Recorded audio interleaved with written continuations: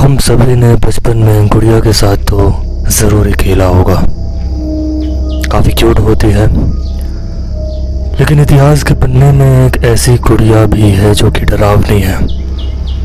कहते हैं इस गुड़िया पर किसी शैतान का कब्जा है, और ये भी कहा जाता है कि इस गुड़िया को एक इंसानी जिस्म की तलाश रहती है।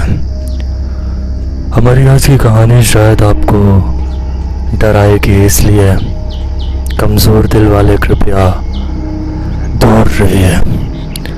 तो नमस्कार मेरे भाइयों और प्यारी बहनों, स्वागत है एक नए एपिसोड में। आज की हमारी कहानी एनाबेल डॉल की है, और शायद आपने इसके बारे में सुना हो, शायद आपने ये कहानी सुनी हो, लेकिन मुझसे ये कहानी आपने नहीं सुनी है। और यकीन मानिए, वीडियो के अंत तक मैं आपको एक अलग एक्सपीरियंस करवाऊंगा। तो एनाबेल डॉल की कहानी स्टार्ट होती है एक अमेरिकन राइटर जॉनी ग्रोवेल थे, जिन्होंने एक किताब लिखी थी रेज़िडियन। इनकी एक बेटी थी मार्शला, और ये पूरी कहानी शुरू होती है तब जब एक दिन जॉनी के घर के बाहर एक डॉल पड़ी हुई जॉनी को मिलती है। जॉनी उस डॉल को लेकर आसपास के लोगों से पूछता है कि क्या किसी की वो गुड़िया है, लेकिन किसी ने भी उसे एक्सेप्ट नहीं किया। वो गुड़िया किसी की नहीं थी। अंत में जॉनी वो गुड़िया लेकर घर जाते हैं और अपनी बेटी मार्शला को वो गिफ्ट में दे देते हैं। मार्शला को भी वो डॉल काफ़ी अच्छी लगती है, वो काफ़ी खुश हो जाती है। वो उस डॉल के साथ खेला करती, वो उस डॉल के साथ ही रहती। इवन सोने के लिए भी वो जाती तो वो उस डॉल को साथ में लेकर जाती थी। थोड़े दिनों बाद डॉल के प्रति मार्शला की जो इमोशंस थे, मार्शला जैसे रिएक्ट करती थी, जो लगाव दिखाती थी, जॉनी को लगता था कि यार ये थोड़ा नॉर्मल तो नहीं लग रहा है। लेकिन उसे लगता था कि बच्ची है, डॉल इसे पसंद है, इसमें दिक्कत है क्या है। लेकिन दिक्कत अभी शुरू होने वाली थी। कहा जाता है 13 साल की उम्र पहुंचते पहुंचते मार्शला को एक बीमारी हो जाती है, जो कि काफ़ी गंभीर बीमारी होती है। उस बीमारी पे मार्शला को वैक्सीन्स लगती थी और उसी के सहारे वो जिंदा थी।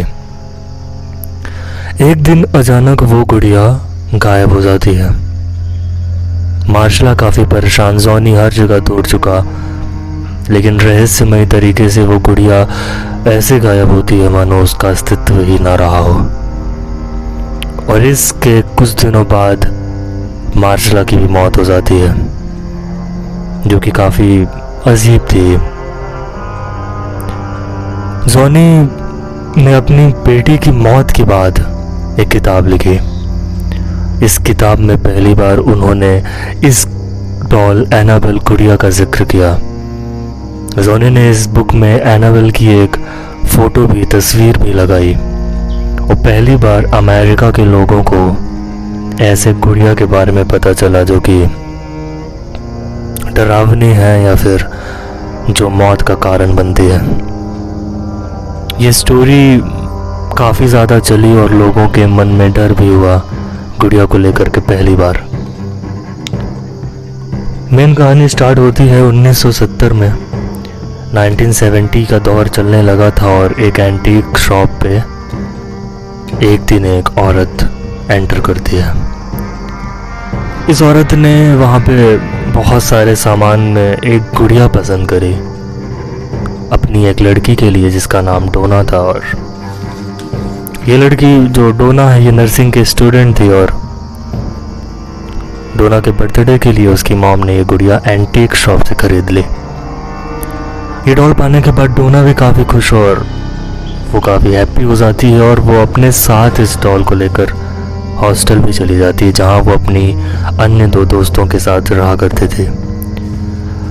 कुछ दिनों तक तो सब कुछ ठीक था, लेकिन कुछ दिनों बाद Donna feels there is something mysterious in the doll. Donna को लगता है कि उसकी डॉल चलती है, उसकी डॉल उसे देख रही है, उसकी डॉल बोल रही है, गुड़िया अपनी जगह से मूव कर रही है। ये सारी चीज़ें डोना को महसूस होती थी। फिर डोना को लगता कि ये मेरा वहम है, ऐसा कुछ नहीं हो सकता, आखिर गुड़िया कैसे एक जगह से दूसरी जगह जा सकती है। लेकिन ये सच में हो रहा था भाई। डोना ने महसूस किया कि वो गुड़िया को जहाँ भी रखकर कॉलेज जाती, कॉलेज से वापस आने के बाद वो गुड़िया उस जगह पर नहीं मिलती। जैसे डोना ने अगर गुड़िया को टेबल पर रख दिया तो शाम को लौटने के बाद वो गुड़िया उसे सीढ़ी पर मिलती।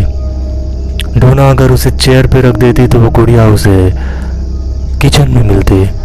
डोना अगर उसे ज़मीन पर रखती तो वो गुड़िया उसे कुर्सी पर बैठी हुई मिलती। ये सब चीज़ें डोना को थोड़ी सी अजीब लग रही थी और एक दिन उसने अपने दोस्तों से भी इसका जिक्र किया कि यार इस डॉल के साथ कुछ तो हो रहा है। उसकी एक दोस्त थी लू, और जब लू को ये बात डोना ने बताई तो उसने भी एक्सेप्ट किया कि ये डॉल मुझे भी कुछ सही नहीं लगती है। लू ने बताया कि उसे इस डॉल को देख करके अजीब सा डर और खौफ लगता है। लू ने तो यहाँ तक कहा कि यार इस डॉल को तुम फेंक दो या किसी और को दे दो, इसे अपने से दूर कर दो। इन तमाम छोटी छोटी चीज़ों के होने के बाद भी डोना मानो उसे खुद से जुदा नहीं कर पा रही थी। सब लोगों के मना बोलने के बाद भी डोना ने उस डॉल को अपने से अलग नहीं किया। फिर कुछ दिनों बाद इन्होंने एक डिसीज़न लिया ये पक्का करने के लिए कि डॉल सच में मूव करती है या नहीं। इन लोगों ने डॉल को एक कमरे में बंद किया, बाहर से ताला बंद कर दिया और ये लोग कॉलेज चले गए। शाम को जब ये लोग कॉलेज से वापस आते हैं तो इनके रोंगटे खड़े हो जाते हैं क्योंकि वो गुड़िया रूम के बाहर बैठी हुई मिलती है। बहुत ही अजीब बात थी ये, क्योंकि रूम पे कोई आया नहीं, वो दरवाज़ा में अभी भी ताला लगा हुआ है और गुड़िया ताले के बाहर कैसे आ गई। ये चीज़ किसी को कुछ भी समझ नहीं आ रही थी, बस उन्हें डर लग रहा था। इस घटना के 1 महीने बाद डोना जब कॉलेज से घर वापस आती है तो उसे एक चमड़े के पन्ने पे एक नोट मिलता है। नोट में लिखा था हेल्प मी। इस चीज़ ने भी डोना के दिमाग में बहुत सारी चीज़ें चलानी स्टार्ट कर दी, क्योंकि उसके कॉलेज में, उसके हॉस्टल पे कहीं पर भी चमड़े के पन्ने का इस्तेमाल नहीं किया जाता था। और दूसरी बात यह कि वो जो राइटिंग थी वो ऐसा लग रहा था कि कोई छोटी बच्ची लिख रही है हेल्प मी, लाइक वो टेढ़ी मेढ़ी सी हैंड राइटिंग, और उसके हॉस्टल के रूम पे ऐसे कैसे कोई आके वो नोट छोड़ के जा सकता है। इन तमाम सवालों के कोई भी जवाब डोना के पास नहीं थे। कुछ दिन बाद एक और वाक़या हुआ। डोना ने एक दिन देखा कि डॉल के चेस्ट पर खून के धब्बे थे। डोना जो कि नर्सिंग की स्टूडेंट थी तो उसे ये अंदाज़ा हो गया कि ये खून ही है, ये कोई रंग नहीं है। तो आखिर गुड़िया के चेस्ट पे खून कहाँ से आ गया, जबकि घर के अंदर और कोई ऐसी चीज़ नहीं हुई थी। ये तमाम चीज़ें बस धीरे धीरे हो रही थी, लेकिन डोना का आकर्षण उस गुड़िया के प्रति ऐसा कि वो ये सारी चीज़ें देखते हुए भी उसे खुद से अलग नहीं कर रही थी। एक शाम डोना के कमरे से किसी के चीखने की आवाज़ आती है। लू ने आवाज़ सुनी तो वो भाग कर कमरे में गई और वहाँ उसने देखा कि कोई है नहीं। वहाँ डोना नहीं थी, लेकिन वहाँ वो गुड़िया ज़रूर मौजूद थी। लू ने गुड़िया की ओर देखा और 2 पल बाद लू के चिल्लाने की आवाज़ आती है।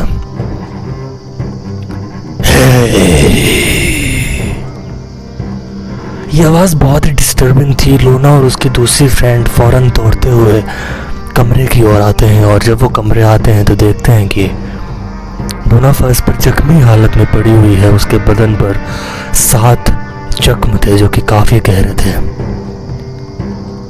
ये चीज़ किसी को समझ नहीं आई क्योंकि कमरे पे उस गुड़िया के अलावा और कोई इंसान मौजूद नहीं।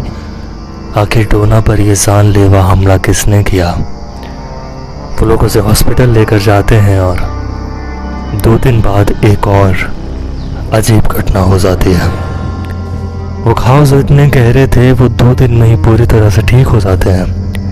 को जब होश आता है तो उसने बताया कि उस पर हमला और किसी ने नहीं बल्कि उस गुड़िया ने किया था। ये बात जब ये लोग सुनते हैं तो काफ़ी डर जाते हैं और अब डोना को भी लगता है कि ये जानलेवा हमला हो रहा है, अब ये मजाक की बात नहीं रही। तो डोना और उसकी दूसरी फ्रेंड पास के चर्च में जाते हैं एक फादर के पास और उन्हें अपनी सारी व्यथा बताते हैं कि हमारे घर पे एक गुड़िया है जो कि चलती है, जो कि मूव करती है, जो कि बोलती भी है और हमें लगता है कि वो अक्सर हमें घूर रही है। वो बताते हैं कि उसने उसकी दोस्त पर जानलेवा हमला किया है। कहते हैं वो उस चर्च का फादर जब उस गुड़िया को देखता है तो पहली नज़र में ही वो देखने के बाद कहता है कि इस पे तो शैतान का साया है। और वो कहता है बहुत ही ताकतवर शैतान है।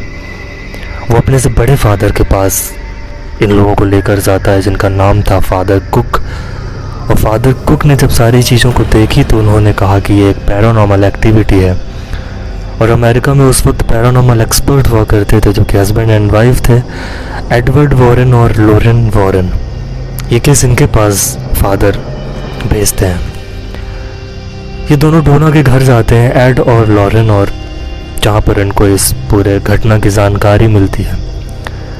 इसके बाद ये लोग कहते हैं कि हम एक हफ्ते इस डॉल के साथ रहेंगे, हम ऑब्जर्व करेंगे, हम सारी चीज़ों पर स्टडी करेंगे और उसके बाद आपको कुछ बताएंगे।